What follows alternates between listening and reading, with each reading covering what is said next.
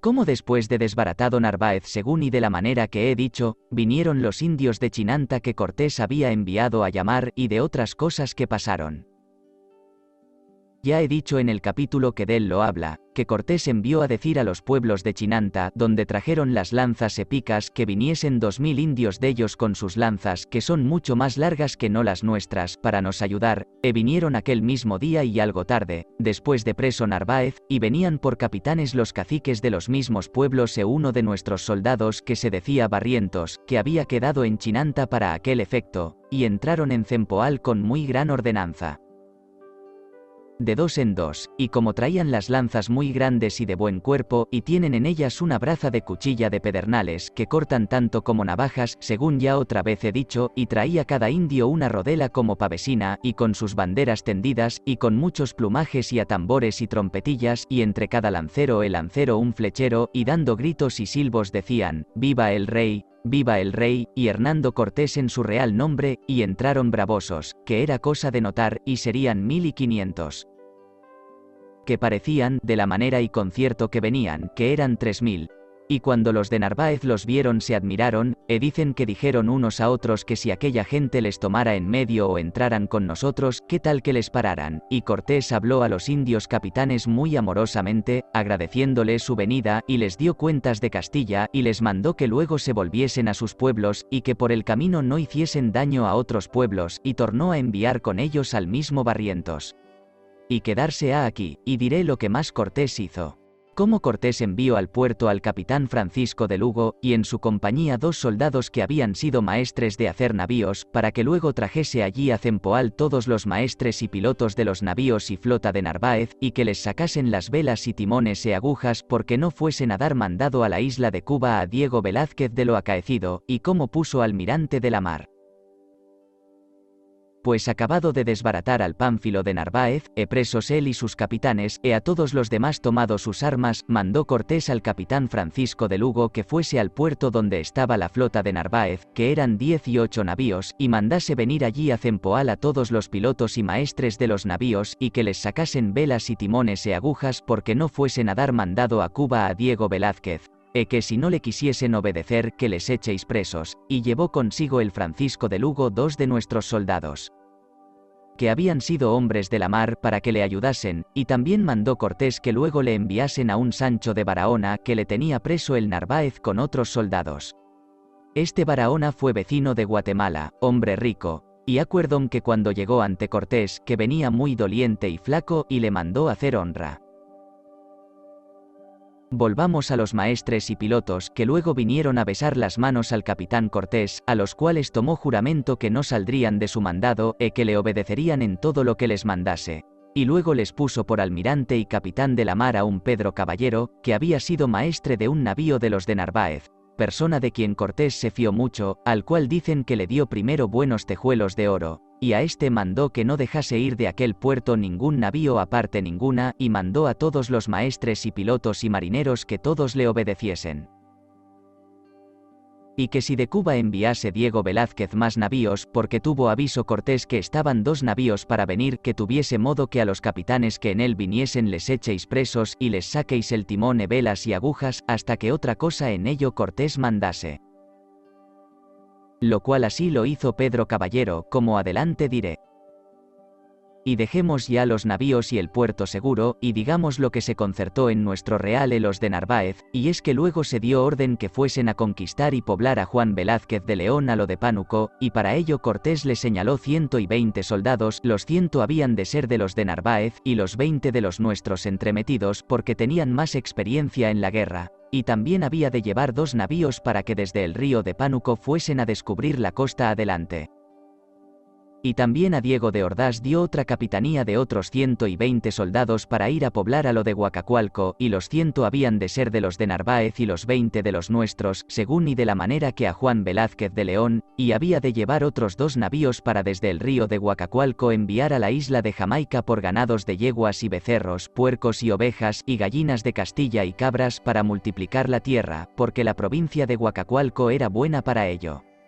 pues para ir aquellos capitanes con sus soldados y llevar todas sus armas, Cortés se las mandó dar, y soltar todos los prisioneros capitanes de Narváez, y el salvatierra que decía que estaba malo del estómago. Pues para Dales todas las armas, algunos de nuestros soldados les teníamos ya tomado caballos y espadas y otras cosas, y mandó Cortés que luego se las volviésemos, y sobre no dárselas hubo ciertas pláticas enojosas, y fueron, que dijimos los soldados que las teníamos muy claramente, que no se las queríamos dar, pues que en el Real de Narváez pregonaron guerra contra nosotros a ropa franca, y con aquella intención venían a nos prender y tomar lo que teníamos, que siendo nosotros tan grandes servidores de su majestad, nos llamaban traidores, que no se las queríamos dar, y Cortés todavía porfiaba a que se las diésemos, como era capitán general, hubous de hacer lo que mandó, que yo les di un caballo que tenía ya escondido, ensillado y enfrenado, y 2 espadas y 3 puñales y una adarga, y otros muchos de nuestros soldados dieron también otros caballos y armas.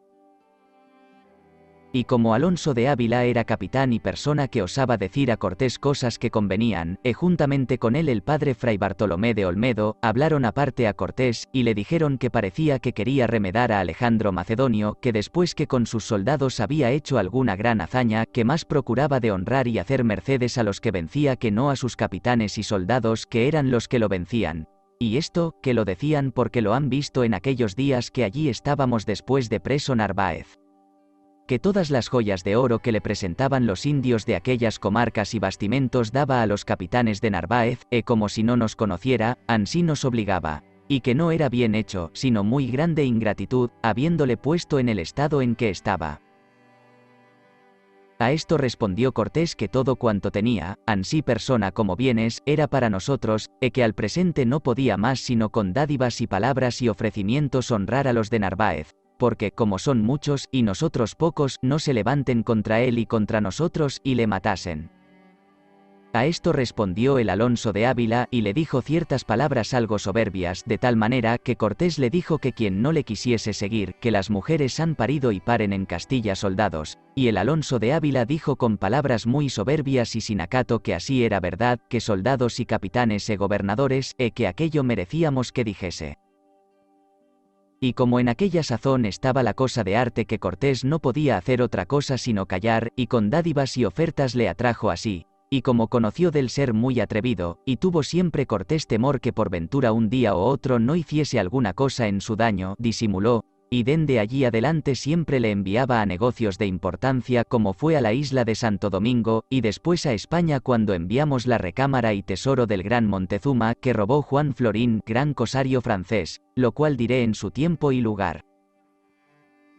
Y volvamos ahora al Narváez y a un negro que traía lleno de viruelas, que harto negro fue en la Nueva España, que fue causa que se pegase e hinchese toda la tierra dellas, de lo cual hubo gran mortandad, que, según decían los indios, jamás tal enfermedad tuvieron, y como no la conocían, lavábanse muchas veces, y a esta causa se murieron gran cantidad de ellos. Por manera que negra la ventura de Narváez, y más prieta la muerte de tanta gente sin ser cristianos.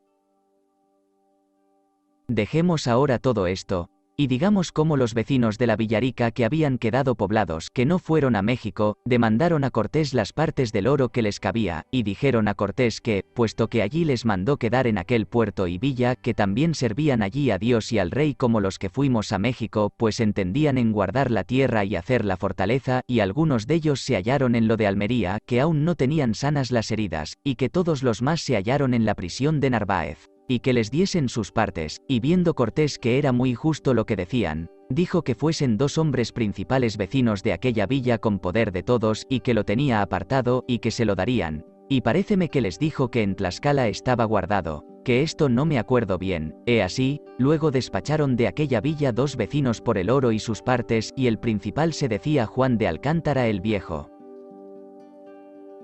Y dejemos de platicar en ello, y después diremos lo que sucedió al Alcántara y al otro, y digamos cómo la adversa fortuna vuelve de presto su rueda, que a grandes bonanzas y placeres siguen las tristezas, y es que en este instante vienen nuevas que México estaba alzado, y que Pedro de Alvarado está cercado en su fortaleza y aposento, y que le ponían fuego por todas partes en la misma fortaleza, y que le han muerto 7 soldados, y que estaban otros muchos heridos, y enviaba a demandar socorros con mucha instancia y priesa.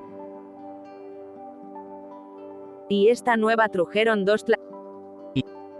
Y esta nueva trujeron 2 tlaxcaltecas sin carta ninguna, y luego vino una carta con otros tlaxcaltecas que envió el Pedro de Alvarado, en que decía lo mismo.